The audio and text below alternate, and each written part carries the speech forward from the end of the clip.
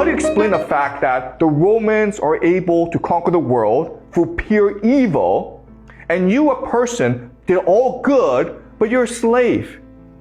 How do you explain that? How do you find comfort? How do you find solace in the fact that you've done good in your life, but at the same time, evil triumphs? Okay? And the message that Jesus came is to help people understand why the Romans triumph. Okay? And what Jesus will say is this: the Romans triumph because the world that we live in is a false world. It is a corpse. It's a dead world. This is not the true world. So those who most embrace death and evil and hatred will win in this world. But this is the false world. What matters is up there, okay? And so what you need to understand is this: the Romans have won by being evil. So in the grand scheme of things, they've lost. So think about Achilles.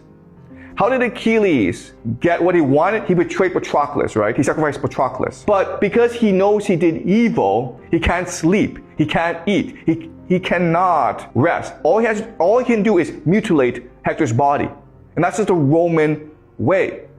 What Jesus is telling us this: I know the world is evil. I know that the rich, the powerful, oppress us and we hate them. But use our imagination, use our heart, use our empathy, and look into their minds. And you can see how tormented they are. How every day they live with demons that haunt them. How they can't sleep. How they hate themselves and how they hate the world around them. And then when you see that for yourself, what you will see is they're more pitiful than you are. You may be poor, but at least you're not haunted by demons. Okay? And so, if you really want to do good in the world, you have to forgive your enemy. You have to love your enemy. Because only by loving your enemy can you release your enemy from his demons. And that will save the world.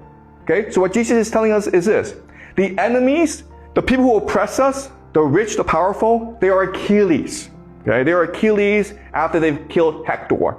And they have absolutely no purpose in life. They're haunted by demons. And we have to be priam.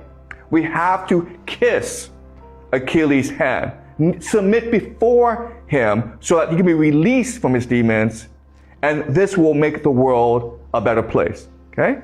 That is the message of Jesus, and that is our mission in this world. In a time of evil, in a place of evil, to look into our hearts, to look in the hearts of other people, to forgive our enemies, to let go of our hatred, and to forgive our enemies.